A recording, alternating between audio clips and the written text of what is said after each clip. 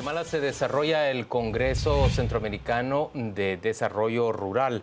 Hoy hemos invitado a 3 de sus protagonistas para discutir con ellos sobre esa posibilidad de integración de los planes de desarrollo en la región. Hablamos con Julio Calderón, quien es secretario ejecutivo del Consejo Agropecuario Centroamericano del SICA. Rafael Echeverry, quien es secretario técnico del Programa Iberoamericano de Cooperación en Gestión Territorial ProTerritorios. Y está con nosotros nuestro habitual amigo Adrián Zapata, exsecretario del Gabinete de Desarrollo Rural de Guatemala y pues experto en desarrollo rural también. A los 3, bienvenidos, gracias por acompañarnos. Muchas gracias. A ver, cuéntenme ustedes realmente cuál es la finalidad de este congreso.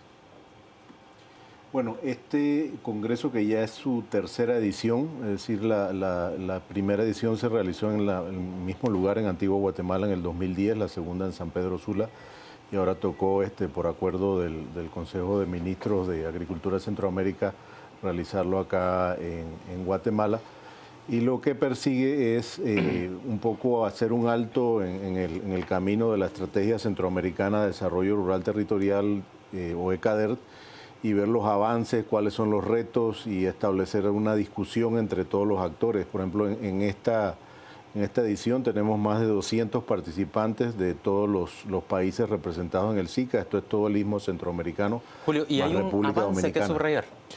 Sí, ahí yo diría que hay ya, a diferencia de cuando se hizo el primer evento en 2010, que era prácticamente una estrategia todavía en papel, ya tenemos territorios con personas de carne y hueso, con proyectos avanzando en diversos ámbitos del quehacer rural. ¿Se puede mencionar uno en América Central, un territorio que ya esté avanzando? Mira, hay un ejemplo muy interesante que es la zona transfronteriza entre Panamá y Costa Rica, en donde hay definidos territorios concretos y se está trabajando muy bien con una comisión binacional establecida por las cancillerías de ambos países, y hay, digamos, trabajo muy claramente definido en la zona del Caribe, en la zona centro y en la zona Pacífico de esos dos países. ¿Y qué pasa con zonas de conflicto como entre Nicaragua y Costa Rica? Fíjate que es curioso porque la dinámica de las zonas fronterizas no tiene nada que ver con los problemas políticos. O sea, uno va hoy por hoy, bueno, ahorita mismo se está dando una situación con el tema de los refugiados cubanos que están en la frontera precisamente norte, pero anteriormente a eso, que todavía, o sea, independientemente de esta situación que se está dando en estos días, hayan habido problemas, y de hecho hay un litigio con zonas fronterizas entre Costa Rica y Nicaragua, pero las mismas comunidades de lado y lado nos pedían, y de hecho ya se estaban haciendo avances para establecer territorios en esa frontera. Otro caso que en lo que se ha trabajado un poco más es el caso de Guatemala-Belice, también, ¿no? En donde estábamos avanzando y de pronto nos llamaron la atención, no podemos hablar de territorios transfronterizos, entonces por el tema de Zona de adyacencia. Exactamente, ya nos lo aprendimos muy claramente, y a partir de ahí, bueno, decimos el territorio afín entre Guatemala y Belice, ¿no? Adrián, en términos de territorios en donde se note algún avance en materia de desarrollo rural, si es que existe alguno en Guatemala, ¿cuál se puede mencionar? Bueno, yo creo que en Guatemala el principal avance que ha habido ha sido en relación al diseño del modelo de desarrollo rural que se impulsa a partir de la Política Nacional de Desarrollo Rural Integral, y rescatando un elemento esencial de la ECADERT, que es el planteamiento regional, que es la multi e intersectorialidad de la política de desarrollo rural.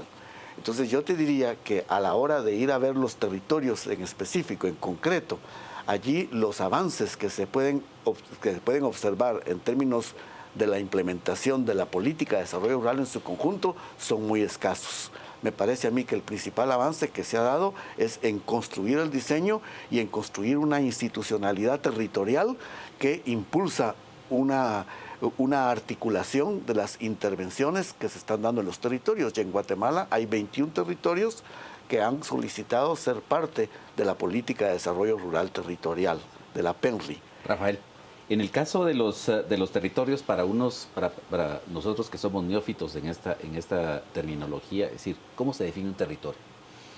Territorio realmente es un reconocimiento al proceso histórico de apropiación que la población tiene sobre su espacio. y es el reconocimiento de su identidad, de su cultura, de la forma como ha ido construyendo esa apropiación, que es la construcción de sociedad misma. Es el tema territorial ha surgido por varias razones, pero dos muy importantes son el tema de que tenemos una crisis de resultados en nuestras políticas públicas. O sea, nuestros países latinoamericanos hacen inversiones importantes en el mundo rural. Y no vemos los resultados. Y no vemos los resultados. Hemos hecho inversiones. Muchas veces se dice no hay política de Estado. Realmente sí hay política de Estado. Hay instituciones, hay inversiones. ¿Y qué falla? ¿Por qué no hay resultados?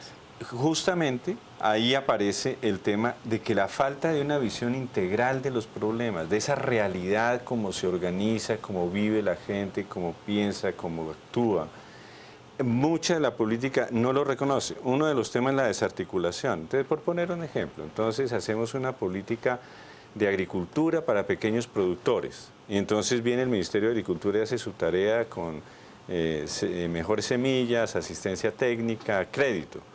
Pero la estrategia de vías, por ejemplo, va por otro lado, y la estrategia de educación va por otro lado, y la de energía va por otro lado. Cuando se mira el territorio en su conjunto, entonces se entiende que la vida real del territorio es integral, es multisectorial, tiene historia, tiene formas como se organizan. Reconocer eso es muy importante y la experiencia nos ha mostrado que cuando eso se reconoce, ese territorio, se trabaja con el impulso que esas comunidades mismas generan. Ahora, es más eficiente la inversión esa pública. idea de territorio entonces va más allá de grupo étnico, va más allá de, digamos, de nación, va más allá también de división política establecida. Total. Territorio hay que verlo. Son unidades funcionales, llamémosle así. Son unidades funcionales, unidades culturales, unidades económicas. En Brasil, por ejemplo, que hemos trabajado, se miraba, ellos crearon un programa que se llamaba Territorios de Identidad, porque justamente la identidad es la que expresa el territorio. Y cuando veíamos las identidades claras, como las identidades étnicas, entidades de afrodescendientes o entidades indígenas. Pero no solo eso, hay entidades de colonos, hay entidades de productores de caña, hay entidades de zonas más urbanas, por ejemplo. Esa concepción más integral de esas identidades y el reconocimiento del territorio construye un sistema territorial. Y en ese tema es muy interesante porque el territorio no es solamente lo local, como muchas veces se piensa. Guatemala es un territorio. Y Centroamérica es un territorio. Y una de las cosas interesantes que están haciendo y viéndose en este Congreso es que hay una estrategia centroamericana para el desarrollo rural, que concibe a Centroamérica como un territorio para unos temas. Guatemala es otro territorio, pero si uno entra a las divisiones político-administrativas, es otro territorio. Pero también hay territorios que son una cuenca en tanto se gestione es un territorio. Entonces, es como un anidamiento. Adrián, ¿puede concebirse América Central como un territorio en términos de desarrollo rural? Cuando hay tantas diferencias. Nos hablaba Julio, por ejemplo, de proyectos entre Costa Rica y Panamá, dos países con una institucionalidad muy superior a la que podemos tener en el norte de América Central, y además con un nivel de vida de sus habitantes, incluso de su campesinado, muy distinto al del Triángulo Norte. Es que precisamente porque hay varios niveles a partir de los cuales se puede considerar un territorio. Bien decía Rafael, es decir, Centroamérica es un territorio y se puede considerar como tal para determinadas pretensiones de desarrollo que se pueda tener. Pero nacionalmente también Guatemala es un territorio que debe ser considerado como tal para otras pretensiones de desarrollo. La sabiduría está en cómo se articulan los diferentes niveles de concepción de territorio para que el proceso avance en su integralidad. Ahora, acá en Guatemala, los territorios que se han considerado como tales son básicamente las mancomunidades de municipalidades. Ahora, pero lo que pasa es que como las mancomunidades muchas veces lo que existe es más una voluntad política, más que una relación de llamémosla, de integración económica y productiva. Hay diferentes desarrollos de las mancomunidades. Hay mancomunidades que se han integrado a partir de un interés muy concreto, que puede ser un proyecto de agua, por ejemplo. Pero hay mancomunidades que se han integrado por intereses e identidades cada vez mayores. Hay mancomunidades que tienen 10, 15 años de desarrollo y que efectivamente ahora, particularmente a partir de la política de desarrollo rural, han realizado planes de desarrollo territorial que son ese Plan Nacional de Desarrollo Rural que expresa la PENRI, expresado de acuerdo a la realidad territorial de cada mancomunidad. Okay. Ahora, Julio, en el caso de Guatemala y de Honduras y El Salvador, desde el 85 existe el proyecto del trifinio. ¿Cómo ha funcionado esa? ¿Puede considerar eso como un territorio? Sí. ¿Sí? ¿Cómo ha funcionado esto? Bueno, el trifinio existe, digamos, por convenciones internacionales entre los tres países ya desde hace largo rato. De hecho, una de las cosas que se aprobaron en el primer día de la Comisión Regional de la Estrategia Centroamericana fue un llamado, una solicitud formal que hizo el trifinio para incorporarse como un territorio CADER, para entrar dentro de esto. Entonces estamos justamente iniciando el proceso de incorporación de eso que se conoce como trifinio, pero trabajando más que con la institucionalidad que se tiene, que hay un delegado en cada país y tal, que eso digamos es más la estructura política, a trabajar ya con los territorios, con las comunidades. O sea que ese proceso recién lo estamos asumiendo a partir de esta aprobación que se da.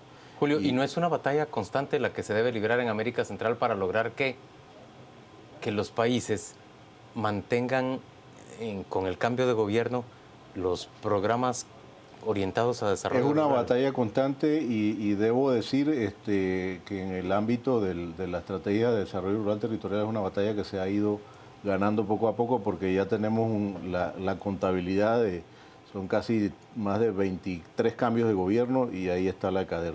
Porque y creo que la fortaleza que tiene, que es una estrategia que fue aprobada a nivel de los mandatarios de Centroamérica, o sea, del SICA, y eso hemos sabido como, digamos, facilitadores de este proceso desde la Secretaría del Consejo Agropecuario, el poder decirle, señores presidentes o señores ministros, usted que acaba de asumir, esto está aprobado como un proceso con un horizonte hasta el 2030. Y esa pregunta que haces es una pregunta esencial y absolutamente pertinente para el caso de Guatemala. O sea, este esfuerzo que se ha ido haciendo... Frente al cambio de gobierno. Frente al cambio de gobierno, exactamente. Una estrategia regional que se está llegando a concretar en el territorio nacional de Guatemala ante el cambio de gobierno y además porque sabemos que hay diferentes sectores sociales que no logran entender la verdadera naturaleza de la política de desarrollo rural y suelen oponerse a ella por razones de prejuicios ideológicos. Para nosotros en Guatemala garantizar que la política de desarrollo rural de Guatemala, que es la expresión nacional de la estrategia regional de desarrollo rural territorial, que esto trascienda y logre pasar del gobierno que nos encontramos al nuevo gobierno que asumirá el 14 de enero, es un reto fundamental. Y esa es una de las razones por las cuales se celebra la Semana de Desarrollo Rural acá en Guatemala. ¿Y hay representantes del gobierno electo en esa reunión? ¿O cómo se hace llegar el mensaje al gobierno electo? Sí. Bueno, lo van a hacer llegar en la reunión del SICA. Esperaría, primero los territorios están presentes en el Congreso y los territorios, por ejemplo, hace más o menos 15 días estuvimos presentes en el sur del Petén, donde la mancomunidad del sur del Petén le planteó al presidente Jimmy Morales la necesidad de que se continuara con ese esfuerzo de la política de desarrollo rural en el territorio que ellos se encuentran. ¿Y los cambios de alcalde en algunos municipios de esa mancomunidad no afectan esta decisión? Hasta ahora los nuevos alcaldes en su mayoría han manifestado su disposición de montarse al tren de la política de desarrollo rural integral. Ahora, en el caso de América Latina, por ejemplo, digamos, vamos a tener un cambio drástico en Argentina. ¿Qué va a pasar con la gestión territorial en Argentina con Macri? Pues fíjate que la verdad es que hay un punto muy unido a lo que se estaba planteando, y es que esta es una tendencia mucho más amplia que una estrategia nacional. Esa es una que nosotros denominamos una megatendencia en las transformaciones estructurales de los estados. Este tema de lo territorial, que pasa por el tema de la descentralización, pasa por el tema de aumento de la participación, pasa por el tema del fortalecimiento de la democracia, pasa por un tema de carácter económico muy importante y es el reconocimiento de que la economía funciona más en clúster y en cadenas productivas que en empresas aisladas. Sí. Y esa concepción, cuando yo planteo de que una estrategia de dinamizar la economía no se debe basar solamente en atender individualmente las empresas, sino en entender su entorno productivo, su entorno de bienes públicos, de estructuras, está muy ligado al tema territorial. Eso le da dos características muy importantes. Una es una gran continuidad. No es fácil las transformaciones que implica montar un esquema territorial, pero está absolutamente ya enraizado y va. Y otra característica, es bastante independiente de las ideologías que tenemos en América Latina. Y este modelo territorial lo estamos viendo en todo el espectro político latinoamericano. Interesante. Y también tiene una de sus grandes fuentes en Europa, por ejemplo. Independiente, ¿por qué de las ideologías? No se le imprime, digamos, un sello según quién sea quien administre.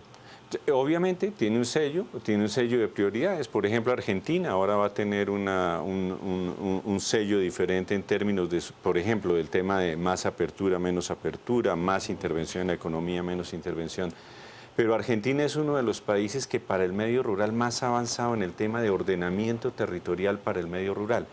Montar políticas de clúster productivos, por ejemplo, que es una de las políticas muy importantes que tiene Argentina, una inversión muy importante en bienes públicos más que en subsidios privados a los pequeños productores, a los medianos productores, han hecho un trabajo enorme de infraestructura para los territorios. Hacer visiones de que el Estado invierte en aquellas cosas que generan beneficios colectivos. En el tema de los clústeres productivos... Sistemas de riego, por ejemplo. Sistemas de riego, vías, energía eléctrica, plataformas de innovación. La innovación, para por ejemplo, acopio de granos. Silos de acopio, más que silos de acopio, las plataformas de comercialización en forma más integral de toda la cadena de distribución. Sí. Pero hay temas como, por ejemplo, las plataformas de innovación. Hay una gran diferencia entre el extensionismo individual del extensionista tradicional que va a atender a productor por productor a la concepción de plataformas de innovación, que son plataformas territoriales de innovación, donde está la investigación, está la transferencia, está la adaptación. Ese tipo de temas están demostrando dos impactos. Un impacto en mayor eficiencia en el gasto público, más resultados de política pública, y otro, más eficiencia económica, más rentabilidad. Volvamos a Guatemala. En el caso de Guatemala, la segunda versión de la política de desarrollo rural fue fuertemente cuestionada fundamentalmente por la Cámara del Agro. Es decir, hay un entendimiento de este desarrollo de las cadenas productivas por clústeres dentro de la Cámara del Agro en Guatemala. Bueno, habría que preguntarle a ellos si ellos entienden ese planteamiento de esa manera integral, pero yo lo que te diría es que una de las razones por las cuales para nosotros es tan importante que esta discusión se desarrolle en el país es precisamente para romper los prejuicios ideológicos que nos llevan a un punto en el cual pareciera que la política de competitividad, que es una política fundamental para el desarrollo del país, se contrapone a la política de desarrollo rural, como que un país pudiera ser competitivo sin impulsar una política de desarrollo rural en los términos que lamentablemente la competitividad aquí en Guatemala se ve solo en función de disminución de impuestos y disminución de salarios. Sí, pero la competitividad es un concepto sistémico. Hablamos de competitividad sistémica, competitivos como país. Pero a ver, Adrián, pongamos un ejemplo concreto. Al altiplano guatemalteco, que es fuerte productor de vegetales, ¿le podría servir que se establecieran plataformas de servicios que facilite la comercialización, el trato de las plagas o el consejo respecto al trato de las plagas, una serie de asesorías, por supuesto, mejores vías de trabajo? Eso podría generar un fortalecimiento del clúster de exportación de vegetales y de producción de vegetales en el altiplano. Sí, y Pero eso se le ha planteado así a los empresarios de la Cámara del Agro. Es que el problema es que existe un rechazo de entrada. Al término desarrollo rural. Porque se vincula el tema de desarrollo rural necesariamente con el tema agrario y el tema tierra, y a partir de ahí se hace un bloqueo ideológico que obstaculiza la comunicación. ¿Es así también en el resto de Centroamérica? En el Triángulo Norte fundamentalmente, que es en donde hay más pobreza. Sí, yo diría que con algunas diferencias sí hay una similitud en el identificar cuando uno habla del tema de desarrollo rural con lo que tiene que ver con la tenencia de la tierra, que sabemos que es un asunto todavía por resolver, principalmente en estos países. Por ejemplo, en el caso de Panamá, a pesar de que hay todavía temas, pero Panamá es uno de los países que tiene la economía agrícola menos desarrollada de la región, y bueno, por características de su propia dinámica económica del sector terciario, el canal, el centro financiero y otro tipo de cosas, Y Costa Rica, digamos, yo diría que es de los en donde menos se da esa situación. ¿Y en Nicaragua tampoco se discute mucho al respecto? En Nicaragua no se discute y no hay, yo diría, mucho espacio para la discusión en este momento. Señores, mucho éxito con el Congreso a lo largo de los siguientes días, que sea eficaz para el desarrollo rural en Guatemala. Nosotros vamos con nuestro compañero Juan Carlos Sandoval. Él nos cuenta qué se está comentando en las redes sociales